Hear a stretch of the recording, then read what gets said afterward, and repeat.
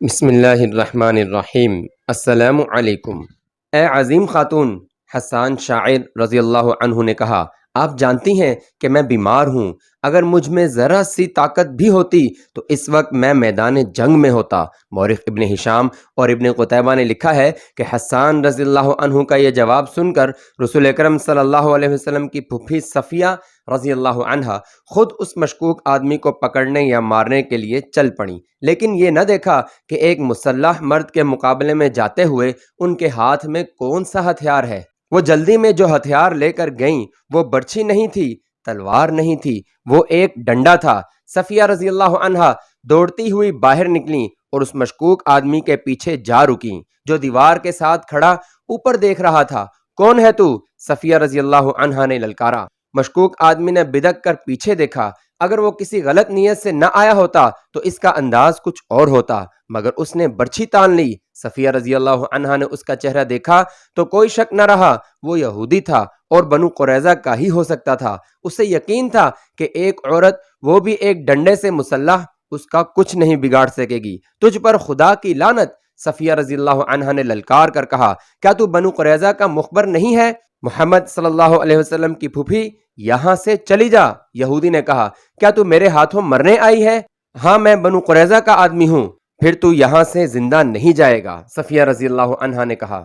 یہودی نے کہا لگایا اور بڑھ کر برچھی ماری۔ جس تیزی سے برچھی آئی تھی اس سے زیادہ تیزی سے صفیہ رضی اللہ عنہا ایک طرف ہو گئیں۔ یہودی کا وار خالی گیا تو وہ سنبھل نہ سکا، وہ آگے کو جھکا اور اپنے بڑھتے ہوئے قدموں کو روک نہ سکا۔ صفیہ رضی اللہ عنہا نے پوری طاقت سے اس کے سر پر ڈنڈا مارا۔ ایک عورت کے بازو میں خدا کا قہر آ گیا تھا۔ یہودی رک کر سیدھا ہوا لیکن اس کا سر ڈولنے لگا۔ صفیہ رضی اللہ عنہا نے سنبھلنے کا موقع نہ دیا اور اس کے سر پر پہلے سے زیادہ زور سے ڈنڈا مارا۔ اب یہودی کھڑا نہ رہ سکا، اس کے ہاتھ سے برچھی گری، پھر اس کے گھٹنے زمین پر لگے۔ صفیہ رضی اللہ عنہا نے اس کے سر پر، جس سے خون بہہ بہہ کر اس کے کپڑوں کو لال کر رہا تھا، ایک اور ڈنڈا مارا۔ وہ جب بے ہوش ہو کر لڑک گیا تو صفیہ رضی اللہ عنہا اس کے سر پر ہی ڈنڈے مارتی چلی گئیں جیسے زہریلے ناگ کا سر کچل رہی ہوں۔ صفیہ رضی اللہ عنہا نے اس وقت ہاتھ روکا جب یہودی کی کھوپڑی کچلی گئی اور اس کا جسم بے حس ہو گیا۔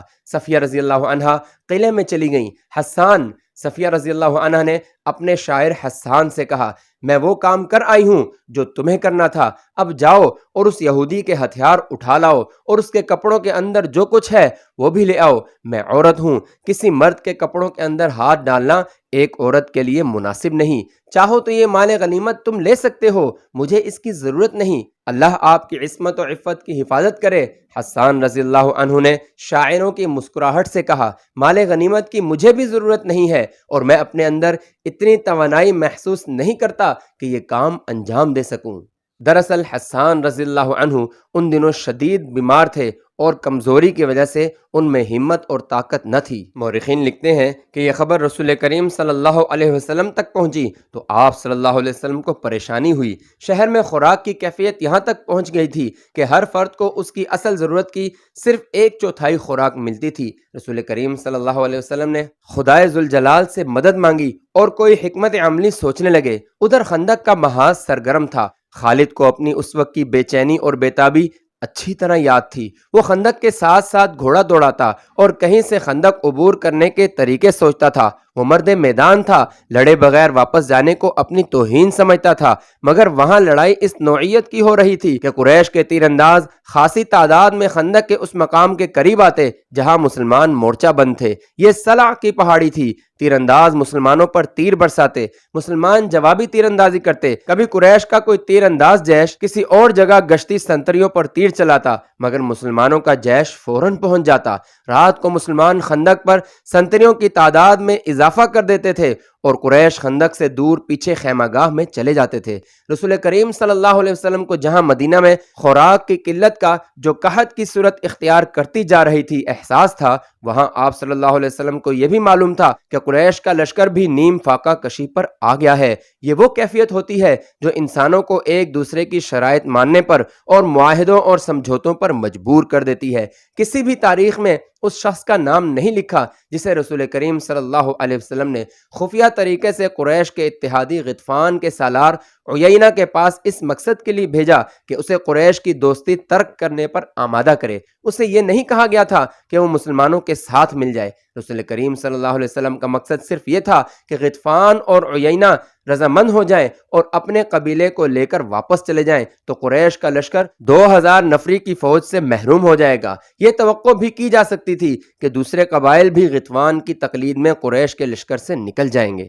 کیا محمد صلی اللہ علیہ وسلم ہمیں زبانی معاہدے کی دعوت دے رہا ہے؟ سالار عیینہ نے رسول کریم صلی اللہ علیہ وسلم کے ایلچی سے کہا، ہم نے یہاں تک آنے کا جو خرچ برداشت کیا ہے وہ کون دے گا؟ ہم دیں گے۔ رسول خدا صلی اللہ علیہ وسلم کے ایلچی نے کہا، نبی کریم صلی اللہ علیہ وسلم نے فرمایا ہے کہ تم لوگ اپنے قبیلے کو واپس لے کر جاؤ تو اس سال مدینہ میں کھجور کی جتنی پیداوار ہوگی اس کا تیسرا حصہ تم لے جانا، خود مدینہ آ جانا، پوری پیداوار دیکھ لینا اور اپنا حصہ اپنے ہاتھوں الگ کر کے لے جانا۔ سالار عیینہ میدان جنگ میں لڑنے اور لڑانے والوں کی قیادت کرنے والا جنگجو تھا، لیکن غیر جنگی مسائل اور امور کو بہت کم سمجھتا تھا۔ مورخ ابن قتیبہ نے لکھا ہے کہ اس واقعے کے کچھ ہی عرصے بعد رسول اللہ صلی اللہ علیہ وسلم نے اسے مستعد احمق کا خطاب دیا تھا۔ وہ بڑے طاقتور جسم والا اور جسمانی لحاظ سے پھرتیلا اور مستعد رہنے والا آدمی تھا۔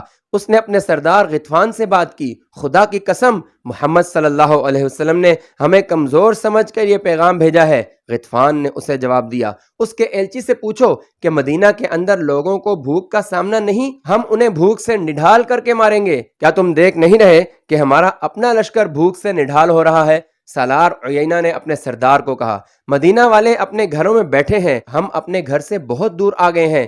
کیا لشکر میں تم بے اطمینانی نہیں دیکھ رہے؟ کیا تم نے دیکھا نہیں کہ ہماری کمانوں سے نکلے ہوئے تیر اب اتنی دور نہیں جاتے جتنی دور اس وقت جاتے تھے جب تیر اندازوں کو پیٹ بھر کر کھانا ملتا تھا؟ ان کے بازوؤں میں کمانیں کھینچنے کی طاقت نہیں رہی۔ کیا اس کا فیصلہ تم کرو گے کہ ہمیں محمد صلی اللہ علیہ وسلم کو کیا جواب دینا چاہیے؟ غطفان نے پوچھا، یا میں فیصلہ کروں گا جو قبیلے کا سردار ہوں؟ خدا کی قسم میدان جنگ میں جو فیصلہ میں کر سکتا ہوں وہ تم نہیں کر سکتے۔ سالار عیینہ نے اپنے سردار کو کہا، اور میدان جنگ سے باہر جو فیصلہ تم کر سکتے ہو وہ فیصلہ میری عقل نہیں کر سکتی۔ میری عقل تلوار کے ساتھ چلتی ہے، مگر یہاں میری فوج کی تلواریں اور برچھیاں اور ہمارے تیر مایوس ہو گئے ہیں، ہم خندق کے پار نہیں جا سکتے۔ ہمیں محمد صلی اللہ علیہ وسلم کی بات مان لینی چاہیے۔ اور انہوں نے رسول کریم صلی اللہ علیہ وسلم کی بات مان لی۔ ایلچی امید افزا جواب لے کر آ گیا۔ اسے قریش کا کوئی آدمی نہیں دیکھ سکا تھا کیونکہ غطفان کی فوج محاصرے کے کسی اور مقام پر تھی۔ آپ صلی اللہ علیہ وسلم نے اسلام کی تعلیمات کے عین مطابق اپنے سرکردہ ساتھیوں کو بلایا اور انہیں موقع دیا کہ کسی کو آپ صلی اللہ علیہ وسلم کے فیصلے سے اختلاف ہے تو وہ بولے۔ آپ صلی اللہ علیہ وسلم ایک شخص کا فیصلہ پوری قوم پر ٹھونسنے کے قائل نہ تھے، چنانچہ آپ صلی اللہ علیہ وسلم نے سب کو بتایا کہ آپ صلی اللہ علیہ وسلم نے غطفان کو کیا پیشکش کی ہے۔ یہاں امت کو مشورے کی اہمیت سکھائی گئی ہے۔ نہیں، چند پرجوش آوازیں اٹھیں، ہماری تلواریں جن کے خون کی پیاسی ہیں، خدا کی قسم ہم انہیں اپنی زمین کی پیداوار کا ایک دانہ بھی نہیں دیں گے۔ جنگ تو ہوئی نہیں، ہم لڑے بغیر کیوں ظاہر کریں کہ ہم لڑ نہیں سکتے؟ اس کی تائید میں کچھ اور آوازیں اٹھیں۔ ایسی دلیلیں دی گئیں جنہیں رسول اللہ صلی اللہ علیہ وسلم نے اس لیے قبول فرما لیا کہ یہ اکثریت کی آواز تھی۔ آپ صلی اللہ علیہ وسلم نے اپنے ایلچی کو دوبارہ غطفان اور عیینہ کے پاس نہ بھیجا، لیکن آپ صلی اللہ علیہ وسلم نے سب پر واضح کر دیا کہ تدبر اور حکمت عملی کے بغیر محاصرہ نہیں توڑا جا سکے گا۔ خدا حق پرستوں کے ساتھ تھا۔ رسول کریم صلی اللہ علیہ وسلم نے اپنے اللہ سے مدد مانگی جو ایک انسان کے روپ میں آپ صلی اللہ علیہ وسلم کے سامنے آ گئی۔ یہ تھے نعیم بن مسعود رضی اللہ عنہ۔ ان کا تعلق غطفان کے قبیلے کے ساتھ تھا۔ نعیم رضی اللہ عنہ سرکردہ شخصیت تھے۔ خدا نے انہیں غیر معمولی دماغ عطا کیا تھا۔ 3 اہم قبیلوں قریش، غطفان اور بنو قریظہ پر ان کا اثر و رسوخ تھا۔ ایک روز نعیم رضی اللہ عنہ جو کہ قبیلہ غطفان میں تھے، مدینہ میں رسول خدا صلی اللہ علیہ وسلم کے سامنے آ کھڑے ہوئے۔ خدا کی قسم تو قبیلہ غیر کا ہے۔ رسول اللہ صلی اللہ علیہ وسلم نے فرمایا، تو ہم میں سے نہیں، تو یہاں کیسے آ گیا؟ میں آپ میں سے ہوں۔ نعیم رضی اللہ عنہ نے کہا، مدینہ میں گواہ موجود ہیں، میں نے درپردہ اسلام قبول کر لیا تھا۔ اپنے قبیلے کے ساتھ اسی مقصد کے لیے آیا تھا کہ آپ صلی اللہ علیہ وسلم کے حضور حاضر ہو جاؤں، مگر موقع نہ ملا۔ پتہ چلا کہ آپ صلی اللہ علیہ وسلم نے میرے قبیلے کے سردار اور سالار کو قریش سے دوستی ترک کر کے واپس چلے جانے کا پیغام بھیجا تھا، اور آپ صلی اللہ علیہ وسلم نے اس کا معاوضہ بھی بتایا تھا، لیکن آپ صلی اللہ علیہ وسلم نے بات کو مزید آگے نہ بڑھایا۔ اللہ کی تجھ پر رحمت ہو، رسول خدا صلی اللہ علیہ وسلم نے پوچھا، کیا تو بات کو آگے بڑھانے آیا ہے؟ نہیں، میرے اللہ کے سچے نبی صلی اللہ علیہ وسلم۔ نعیم نے جواب دیا، مجھے آپ صلی اللہ علیہ وسلم ہی کے قدموں میں آنا تھا، اہل مدینہ پر مشکل وقت آن پڑا ہے، میں اپنی جان لے کر حاضر ہوا ہوں، یہ حضور صلی اللہ علیہ وسلم اور اسلام کے شیدائیوں کے جس کام آ سکتی ہے، حضور صلی اللہ علیہ وسلم کے قدموں میں پیش کرتا ہوں۔